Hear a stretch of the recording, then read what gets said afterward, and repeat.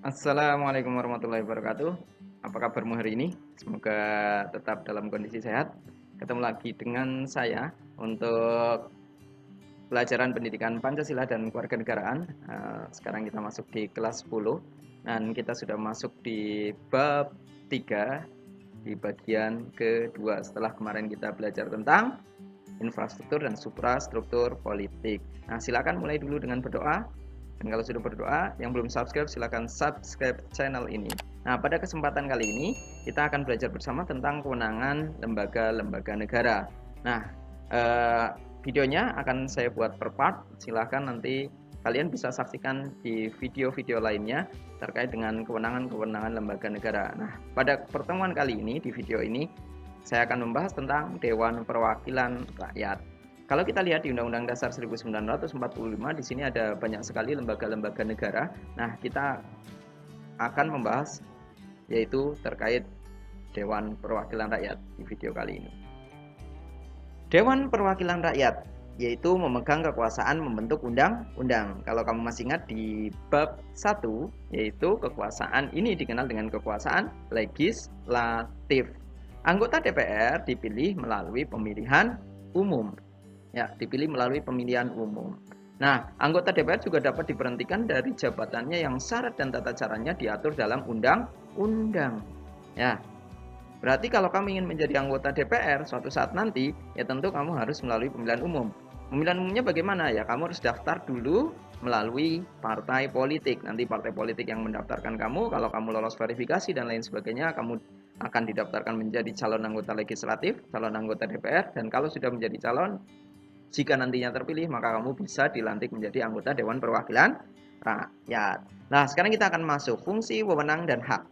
Nah, fungsi DPR ya ada 3 menurut pasal 20A ayat 1, yaitu fungsi legislasi, fungsi anggaran, dan fungsi pengawasan. Fungsi legislasi untuk apa? Yaitu untuk membentuk undang-undang.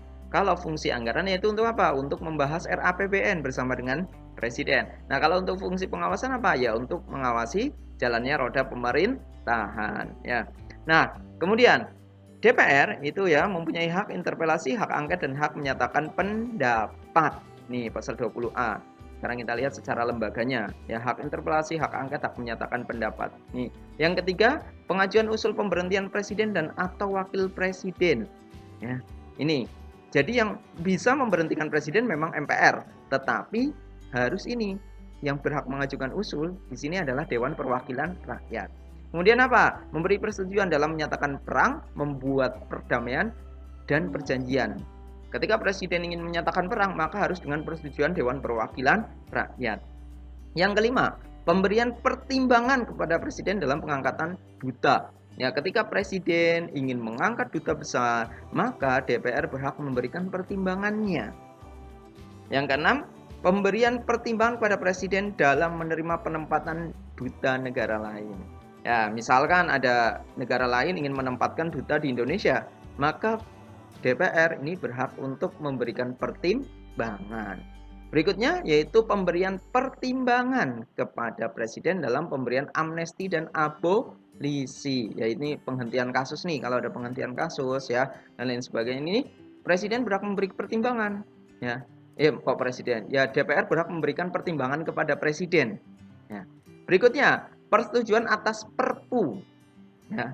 Jadi ketika presiden mengeluarkan Perpu, maka DPR berhak untuk memberikan persetujuan atau tidak.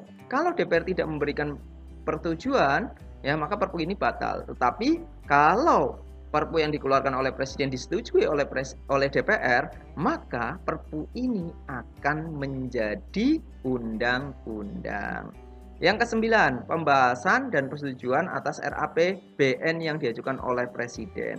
Ketika presiden mengajukan RAPBN, maka DPR ikut membahasnya. Ini yang disebut fungsi fungsi anggaran. Ya, yang disebut fungsi anggaran. Ya, berikutnya pemilihan anggota BPK dengan memperhatikan pertimbangan DPD, yaitu ketika memilih anggota Badan Pemeriksa Keuangan, tetapi tetap dengan pertimbangan dari DPD. Yang berikutnya terkait dengan persetujuan calon hakim agung. Ketika KY mengusulkan calon hakim agung, Komisi Yudisial mengusulkan calon hakim agung, maka DPR memberikan persetujuannya. Yang berikutnya persetujuan ya pengangkatan dan pemberhentian. Nih, anggota Komisi Yudisial. Ya, terkait dengan pengangkatan dan pemberhentian anggota KY. Ya, KY kan yang mengawasi hakim nih. Ya. Berikutnya mengajukan 3 orang calon hakim konstitusi. Mahkamah Konstitusi tentunya. Ya, jadi nanti DPR memberikan calon nih usulan 3 orang ya untuk menjadi anggota di Mahkamah Konstitusi.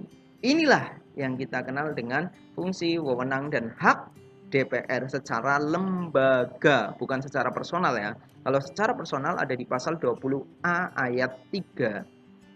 Baik, ini terkait dengan wewenang DPR, silahkan kalian catat, kalian pelajari. Nah, untuk pembelajaran kali ini kita cukup sekian. Semoga ada manfaatnya. Jangan lupa di subscribe channel ini dan nyalakan loncengnya. Terima kasih, banyak salahnya. Saya mohon maaf. Assalamualaikum warahmatullahi wabarakatuh.